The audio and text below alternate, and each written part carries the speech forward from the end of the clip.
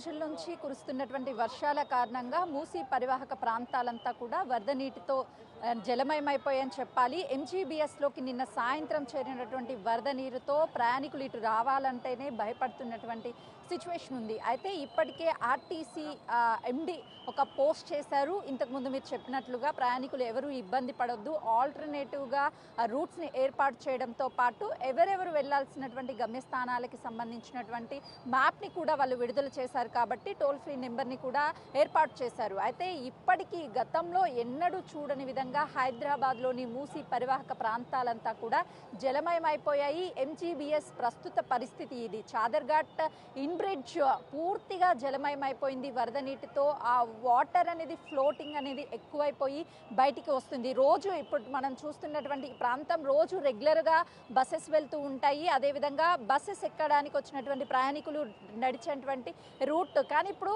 మొత్తం వాటర్తోనే మనకు కనిపిస్తుంది. వచ్చేటువంటి ప్రయాణికులు ఇటు ఎంజీబీఎస్ మునిగిపోయింది అని చెప్పి విన్నటువంటి సమాచారం మేరకు కొంతమంది వెనక్కి వెళ్ళిపోతున్నారు, మరికొంతమంది మాత్రము ఆల్టర్నేటివ్గా వెళ్ళాలి అని చెప్పేసి ఇక్కడికి వస్తున్నారు. ఎక్కడి నుంచి వచ్చారు మీరు? ఇప్పుడు వస్తున్నారా వెళ్తున్నారా? వెళ్తున్నాం ఇంటికి. తెలుసా మీకు రాత్రి నుంచి ఇలా మునిగిపోయింది? లేదు, తెలియదు. బస్సెస్ ఏమన్నా ఉన్నాయని చెప్పారా? ఏం లేవని చెప్పారు. ఇప్పుడు ఎక్కడికి వెళ్తున్నారు? మక్తల్ వెళ్తున్నారు. ఎక్కడి నుంచి వస్తున్నారు? మాదాపూర్. హాస్టల్లో ఉంటారా? అవును. హాలిడేస్ వల్ల వెళ్తున్నారా లేదంటే? హాలిడేస్.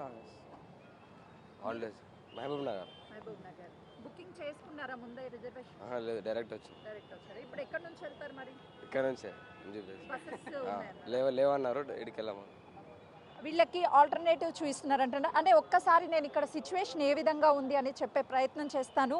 ఎందుకనంటే రాత్రి నుంచి వాటర్ ఫ్లోటింగ్ అనేది పెరుగుతూనే ఉంది. సాధారణంగా హైదరాబాద్ అంటే చిన్న వర్షం పడిందంటే చాలా వరకు నీళ్లు వస్తూ ఉంటాయి, హైదరాబాద్ మునిగిపోతుంది అని వింటూ ఉంటాం. ఇంకొక వైపు బస్సెస్కి ముందుగా రిజర్వేషన్ చేసుకున్నా, లేదు అని అంటే వీళ్ళకి సంబంధించి వెళ్ళాల్సినటువంటి ప్రయాణాలు ఉన్నా ముందుగానే ఆపేసుకోండి, లేదు అని అంటే ఆల్టర్నేటివ్గా చూపించినటువంటి మార్గాల ద్వారా వెళ్ళండి అని చెప్తున్నారు. చాలామంది ప్రయాణికులు తెలియక ఇంకా లోపలికి వెళ్తున్నారు.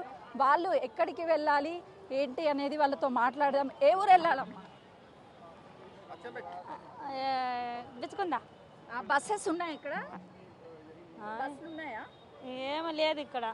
మరి ఒకవైపు నీళ్ళు వస్తున్నాయి, బయటికి వెళ్ళమని చెప్తున్నారా? ఎంత ఫోటో చేసుకుంటారు. మీరు ఎక్కడికి వెళ్ళాలి? అచ్చంపేట మేడం. బస్సెస్ ఉన్నాయా? లేవు మేడం, ఇక్కడ సంతోష్ నగర్ వెళ్ళాలి అని చెప్తారు.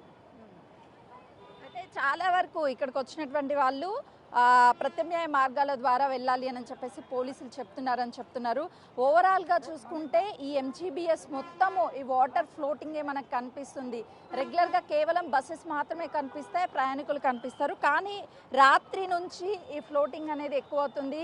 ఎగువ కురుస్తున్నటువంటి వర్షాల కారణంగా 2 జంట జలాశయాలకి సంబంధించినటువంటి గేట్లు ఎత్తివేయడంతో ఈ వాటర్ ఫ్లోటింగ్ ఇదే విధంగా కంటిన్యూ అవుతుంది. వెనక్కి వెళ్లే కొద్దీ ఆ ఫ్లోటింగ్ లెవెల్ అనేది ఎలా పెరుగుతుందో చూపిస్తాను.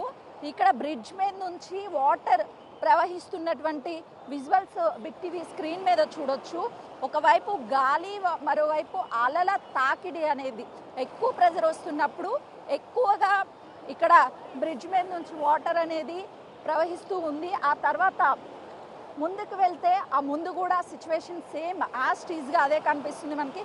ఇక్కడ చూడొచ్చు ఆల్మోస్ట్ ఇక్కడ ఉన్నటువంటి ఈ బ్రిడ్జ్ లెవెల్ ఏదైతే ఉందో ఆ లెవెల్ నుంచి వాటర్ అంతా ఫ్లోటింగ్ ఒక్కసారిగా పైకి వస్తుంది. అవుట్ రావడం వల్ల ఈ వరద ఉధృత పెరగడం, ఇక్కడ నీరు కూడా బయటికి ఆల్టర్నేటివ్ మార్గం ఉంది కాబట్టి బయటికి వెళ్తూ ఇక్కడ ఎలాంటి వాటర్ అనేది నిల్వ లేదు.